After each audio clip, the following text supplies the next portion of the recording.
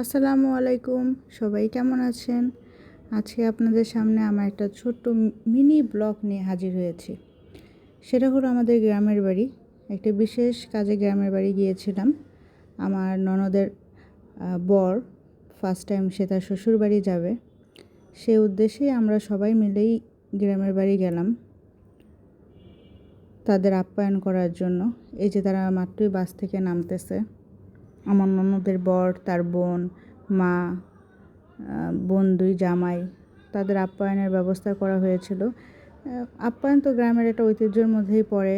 বিভিন্ন রকমের নাস্তা, বিভিন্ন রকমের খাবার, দুপুরের খাবারের ব্যবস্থা করা হয়েছিল।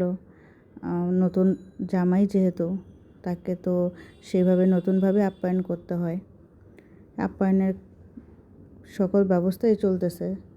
এই যে খাসির মাথা, আস্ত মুরগি, আসলে গ্রামে যেটা আসলে ঐতিহ্য সেটাই দেওয়া হচ্ছে নতুন জামাই।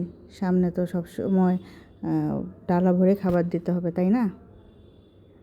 সেম খাবার তার মাকেও দেওয়া হচ্ছে। তার মাও প্রথমবার গেল, নতুন বেয়াই, তার সম্মানী বাবদ সেই খাবারগুলো পায়,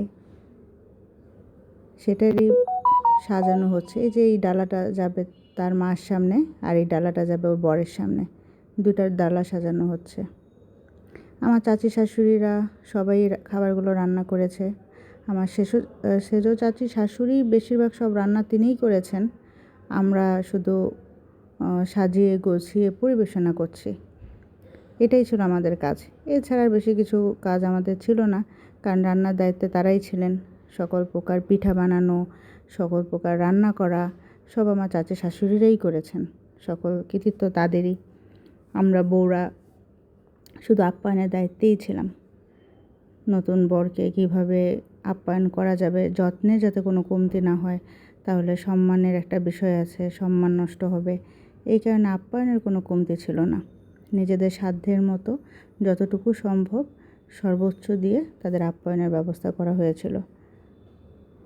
এই যে আমার বড় চাচা শ্বশুর আমার ননদের শাশুড়ির সামনে সেই খাবারের ডালাটা দিল। ভালো থাকবেন।